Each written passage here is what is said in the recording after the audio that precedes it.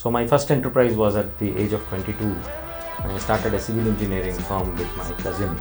We were actually rocking, doing a lot of things, and then we didn't look back. Once an enterprise takes off and then we don't look back, we only look at how to grow up fast. There is always a set of customer who always wants to go through that process of touch and feel. Yeah. And that is where we stand out. If you do not take risk, you cannot actually climb onto the heights. Today's world, you need to take risks. Today's episode is sponsored by Talking Ants. Talking Ants is a full-stack video production company that offers end-to-end services from storyboard creation to script writing to editing. They broadly operate in 4 categories: corporate videos, brand and product videos, documentaries, and social media videos. To know more about them, check out the description. Our guest for today is Mr. Satish Gundappa.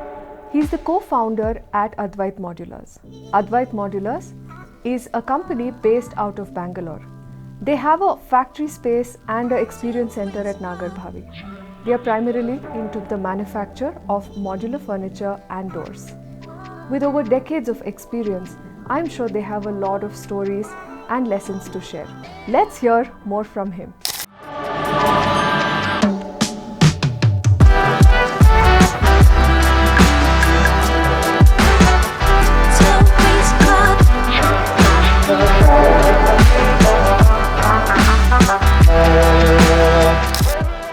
Mr. Satish, welcome to our podcast. We're called The Talk of Town, and we are very glad that you were able to make it today to this episode. So I want to start off by asking you what was your background like growing up, because I just believe that the times we grew up in, entrepreneurship, especially in the southern part of India, was not something we were taught early on. I think we all studied to become employees. So tell me a little bit about your background, where you grew up, your family. Thank you, Raksha. Pleasure to be here in Talk of Town. I'm a Paka Bangalore kid. Studied very close to this place. I studied in National College. Okay. My primary subject was economics. So I was an economics student. But what I have done has got nothing to do with economics. Yeah. It was only my first employment for about a year and a half in a company called Center for Monitoring Indian Economy, which was an economic research company. But that within about a year and a half, then I was actually on my own. So my first enterprise was at the age of 22 when I started a civil engineering firm with my cousin. And that went on for about 12 years. And we have done about 250-300 civil projects in Bangalore. Wow. And Advait is also now going to soon come up with Advait projects with that background of ours. Okay. And my second enterprise was with a background in Rotary. I've been in Rotary for about 25 years now. And 3 Rotarians, we gave up our vocations at that time, and then we started a renewable energy firm, which was sort of giving back to the society. And having spent about nearly 1.5 decades in that industry, now I'm the co-founder of Advait Modulars, which is a modular furniture manufacturing company, and that's how it is, Raksha. Amazing. So what propelled you to get into entrepreneurship itself? Like, was there that bug always? Did you have family to back you up in your projects? What made you do that? So here we are. I'm a first-gen entrepreneur with my parents working. My dad was a very well-known person in media. He from All India Radio and then Doordarshan. Mom was a school teacher, and then probably that was one of the reasons why I became an entrepreneur, because I used to watch dad working, doing the same routine work most of the time in his job. But I used to love traveling, and I used to actually wanting to take the appetite for risk was very high. And we started a business which actually didn't invest much, but it was only with our whatever close relative circles. We started the civil engineering firm, and later on we became a big name in the town at that point of time. Between 96 and 2000 two, we were actually rocking, doing a lot of things. And then we didn't look back. Once an enterprise takes off, and then we don't look back, we only look at how to grow up fast. Yeah. So yes, but one of the reason was that my family was not into business, and that itself was Which a made challenge. Yeah, that itself was a challenge for me to become an entrepreneur. That was one of the motivating factors. That's it. Okay. And today you're the co-founder, I think, of Advait Modulars, along with some of the other things you work on. So can you tell us a little bit about the kind of work Advait Modulars does? Advait is predominantly a modular manufacturing company, furniture manufacturing company. We manufacture these kitchen nets, wardrobes. These are for the residential projects, and we do them on turnkey basis, where the design also happens within Advait. Over a period of time, we have developed a design team now, which can handle the needs of the customers, the changing needs of the customers, as per what the season is running, sometimes as per the flavor of the season. And then we do also take up turnkey commercial projects, where we provide design and build services to corporate offices. These are the two predominant sectors we address. Our commercial projects are of a little bigger size. Okay. Where residential, we do not have any lower or upper limit. Whatever comes, we have been doing that. Our experience in residential sector has been for a longer time, and whereas for the commercial projects, we are just about 3 or 4 years old. Okay. That's what it is. Superb. I think you operate out of Bangalore?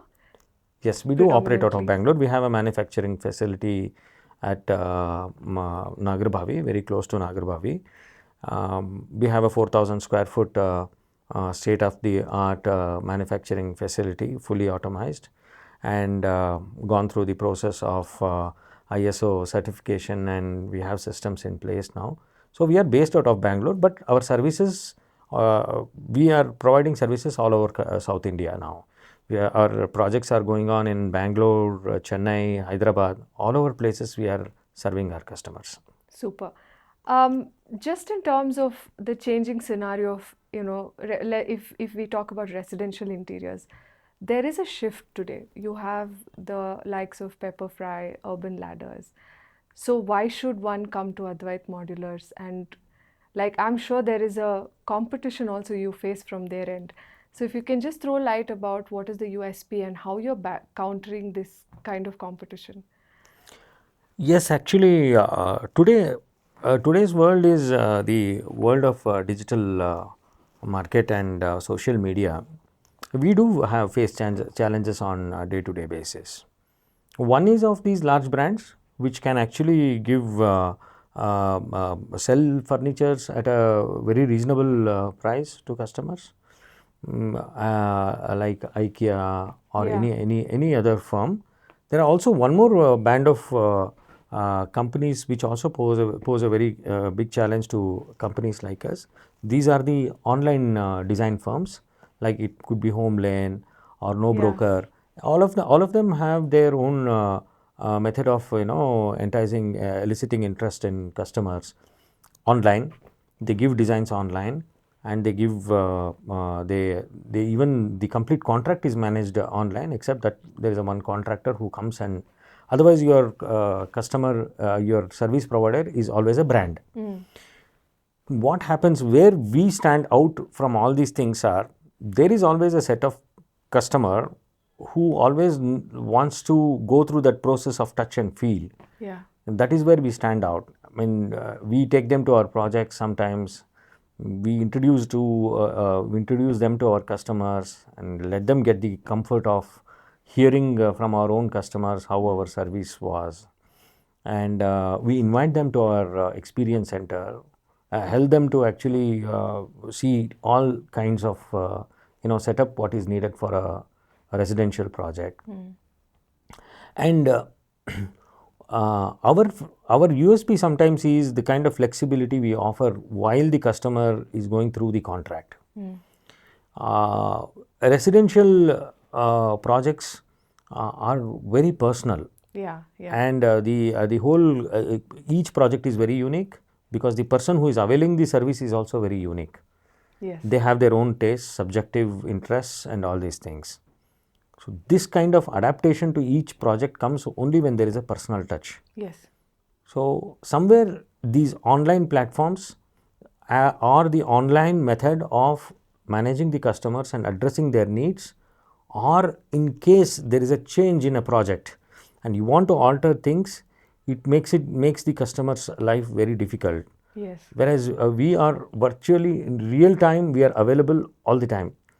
So a customer says, I need an alteration, there is somebody from the company who visits them, understands what they want, make changes very easily. It's not that we have to have a Google Meet or something. Yeah. So that very fact of that we are always present with them side by side in real time itself is one of the advantages, and this is how we actually try to overcome the kind of competition others are posing. The second advantage what we have is decades of experience of Advait and our very pointed orientation towards customer satisfaction has led to one particular vertical in our business where about 50 to 60% of the business what we get is from the references which we get from our own customers. So these people, when they walk into our office, most of the time the sale part is already finished. So it is only the selection or the designing aspect and such things. So these kind of customers, we are very sure they won't go, or even if they have seen something in Homelane or wherever, whichever portal they would have seen, they will actually give us those reference photos and they say, please try to give us what is like this. That's okay. it. So having a history and having a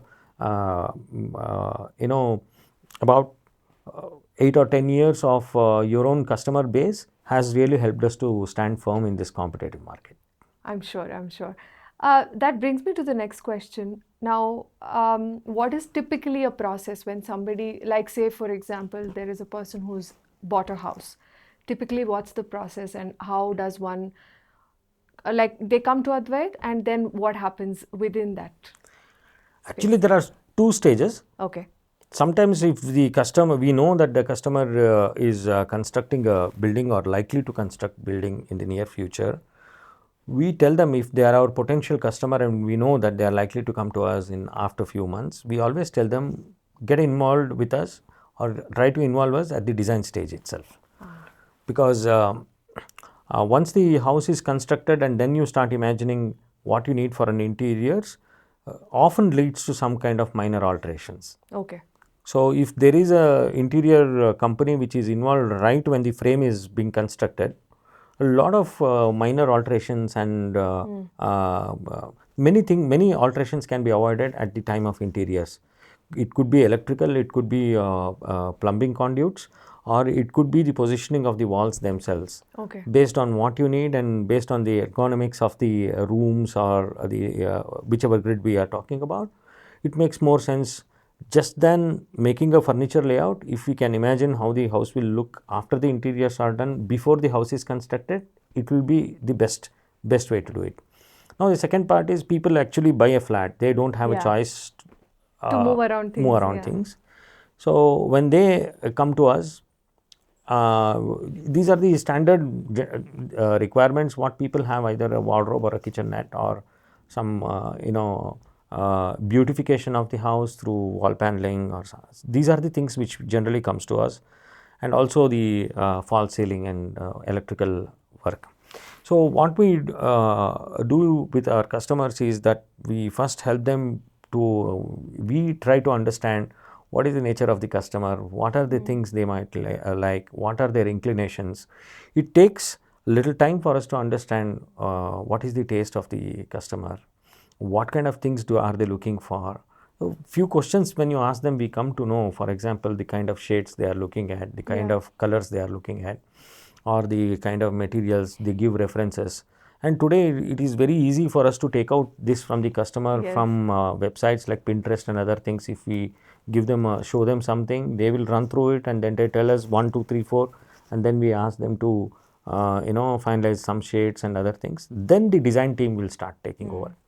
So once the design team actually completes the work and they get a final cutout draft from the customer, we give the customer the costing for that, and then once the commercials are frozen, our execution team takes over from there, and then it's a process of manufacturing.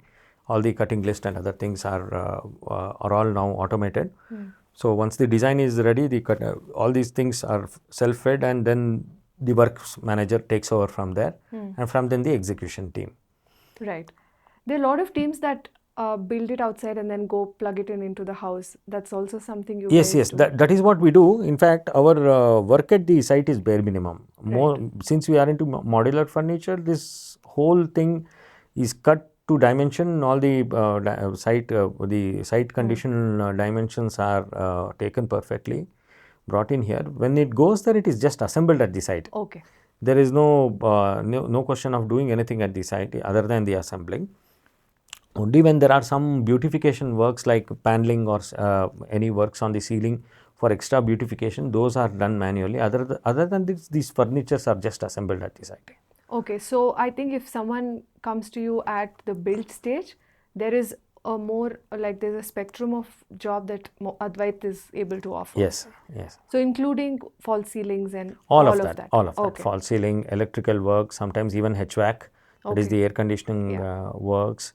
There is a flooring or any minor alterations such as the electrical or the plumbing conduits and such things, because you are changing the layout other than specified by the builder. We help them to get all of that.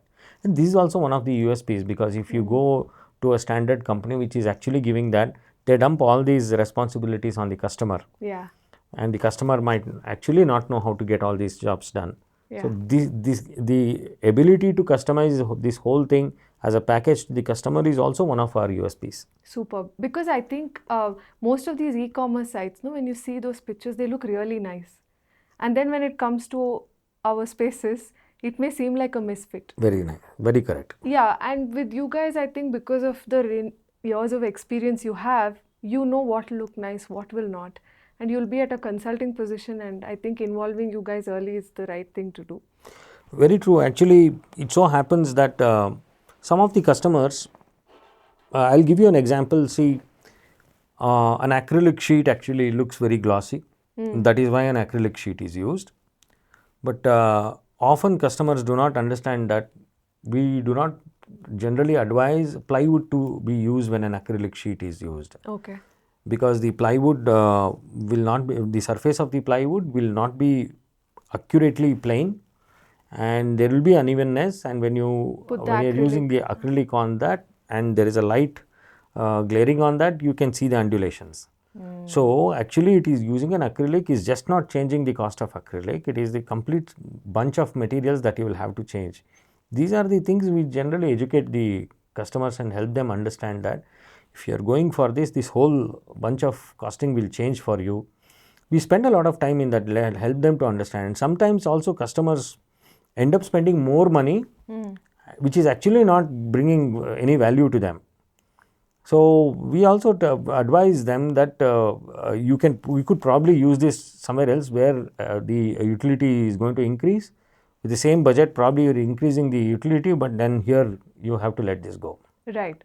So you are into new spaces and you're also into remodeling as well. Do you guys also offer that? We do remodeling to some extent, including civil renovations. And actually renovations is a very, often people say that it's a very messy work, because you can't estimate time, money and resources required for renovating before you start the work.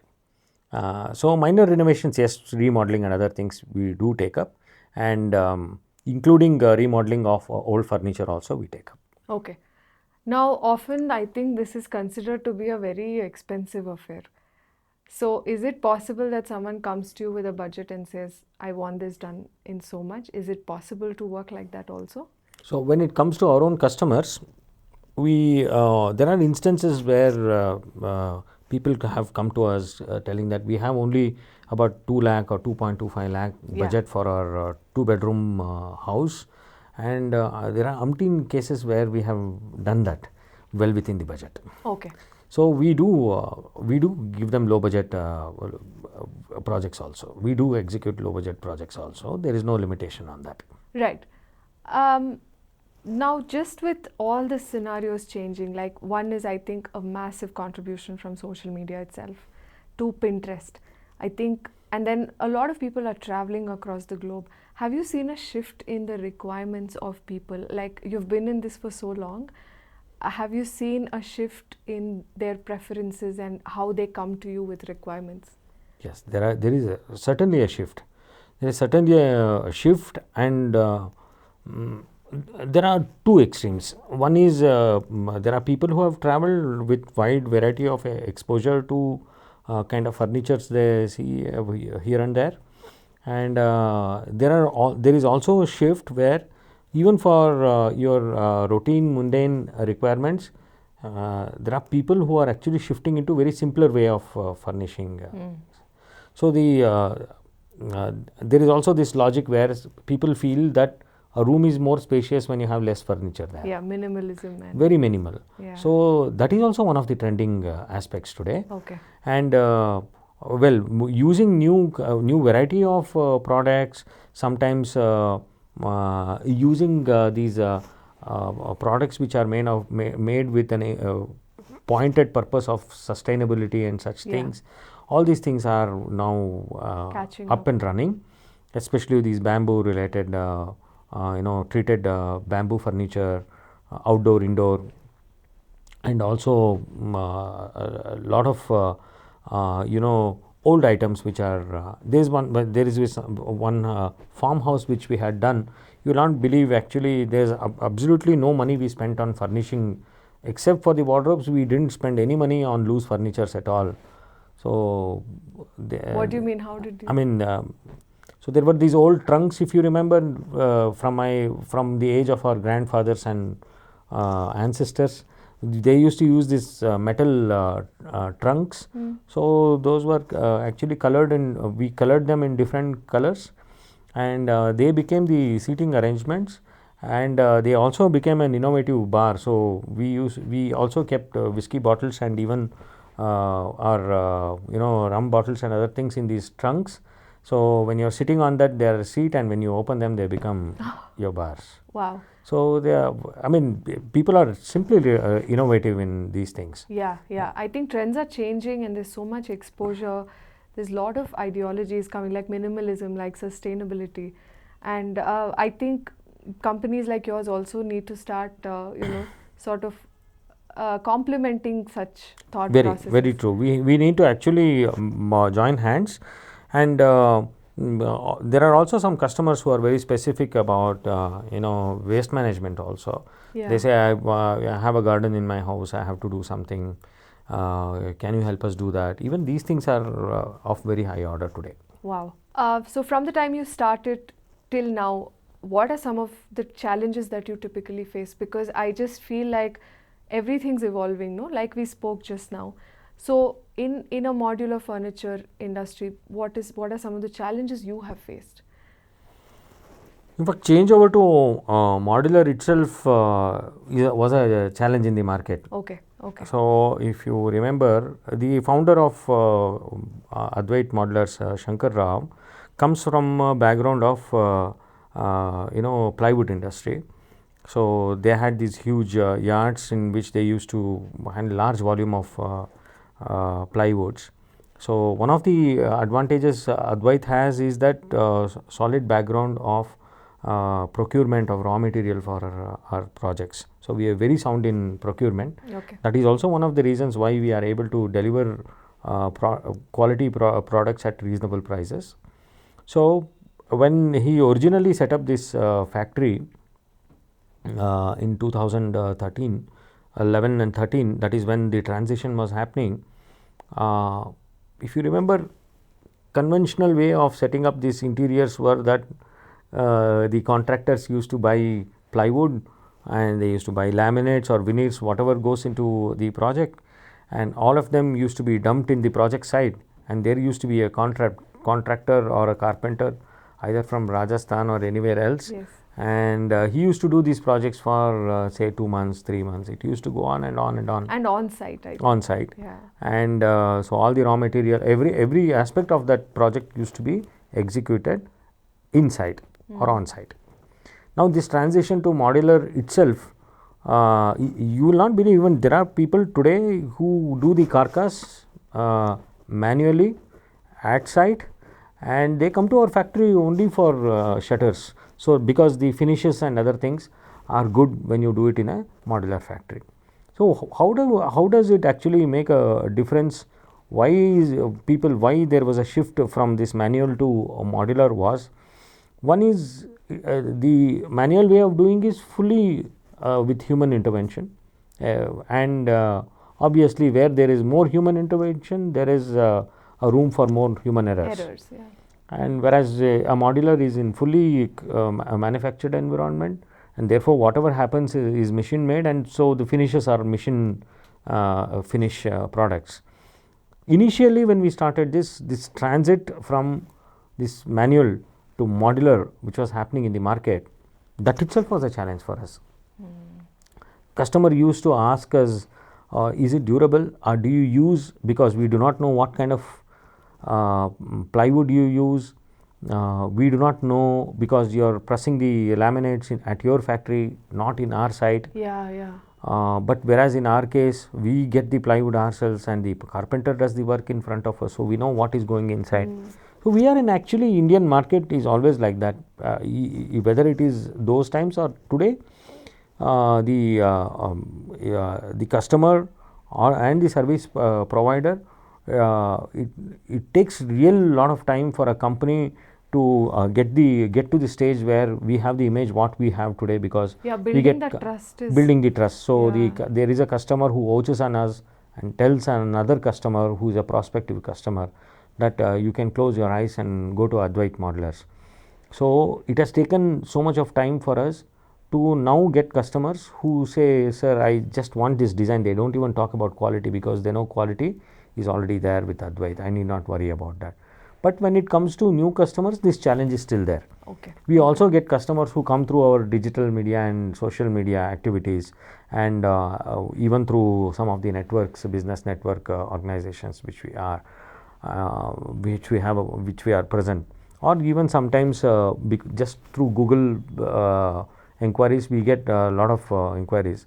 So such customers, they are still, customer will always have apprehension. This is one of the challenges initially we had.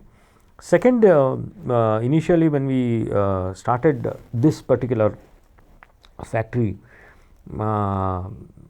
getting skilled laborers was also a challenge.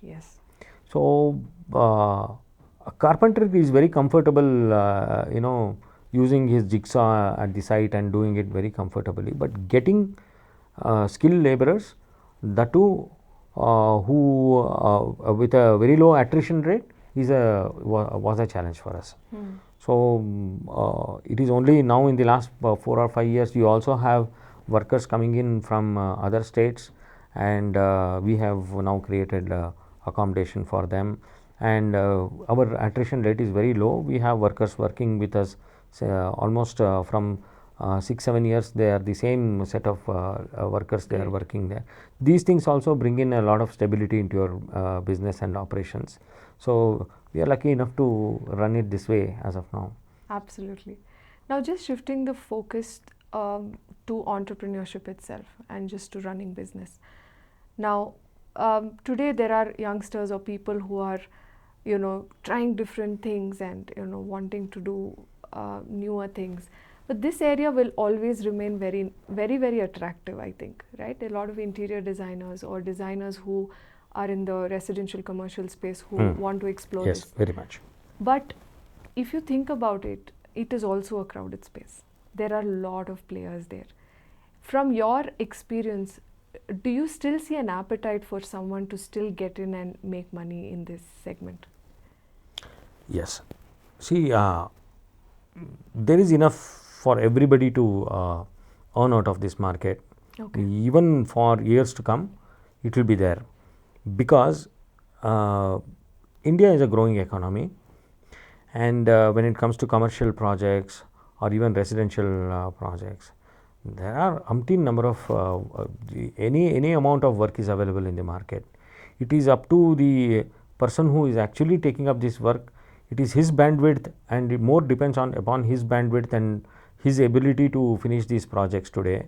But believe me, there is enough business in the market. The earlier the focus of most of the contractors or the manufacturers like us used to be private sector. You will not believe the government of India and the state governments are also one of the largest business providers today. The economical growth and the kind of upgradations our infrastructure is going on, especially the government office infrastructures, there is a huge amount of business available anywhere.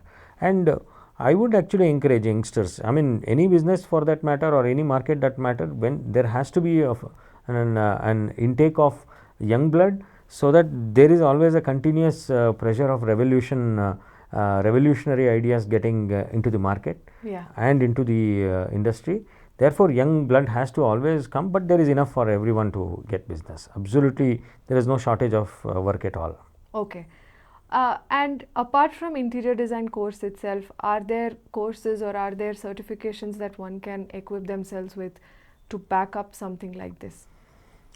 There are actually, see, apart from interior design courses, there are so many softwares which one can use, and which help them to understand the process of manufacturing itself. And these softwares today have also simplified the whole process of manufacturing. Okay. In fact, if you feed the design to the software, it gives you the output cutting list and other things, how it has, in what proportion, what are the dimensions that your plywoods have to be cut. All those things are very easy today, but you have to spend money for that. Initially, if it may not be necessary for anyone to actually go in for those kind of costly softwares, but over a period of time, if you want to simplify your management, yes, there are so many tools available in the market today that you can actually run it with very lean, and you can run a lean and mean organization using the latest technology. It is available, and youngsters can start with this. And even design tools are also very simple today. It is not as complicated as a drawing board, which we used to earlier days do. It is actually no more necessary to use a drawing board at all. And Google and other companies have now given such lovely softwares. It is very easy for people to start with that. So it's not that you are actually have to be a qualified architect or anything like that. Today, the market has got a lot of options. I mean, there are people who have come into interior design even from other courses. It's just like I studying economics and have handled industries as well as interiors and contracts and other things. One can, if there is an interest, anybody can get into this. Super. So what are the kind of margins, and typically what is the break-even point that one can expect?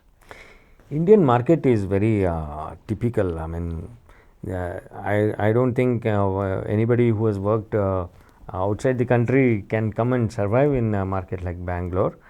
These are all today in competitive world, an operating margin of 15 to 18% is very easy to maintain. Well, if you don't maintain that much, there is no fun in running a business. But giving good quality service, if you are able to finish the project well in time, an operating margin of 15 to 18% minus, I mean, after your overheads and other things, is a fair game in the market today. Okay, okay. And how soon can one break even? See, if somebody wants to get into this business, there is no need for them to set up a factory at all. I mean, I would say for youngsters, they can start this business without any investment. In fact, your first project can itself, if there is a client who would believe on your design, you can start it off without investing money. Any project, any customer, you go to a customer, you sign a contract, there is a mobilization advance paid by the customer. And with that, if you can have the right vendors, they need not have a manufacturing facility. They can come to people like us with orders. They can actually get it executed in our factory and take it back. Most of the youngsters are doing that today. In fact, nobody sets up a factory unless and until they are handling volumes. Okay, okay. And in your industry, are there some untapped areas where probably youngsters can,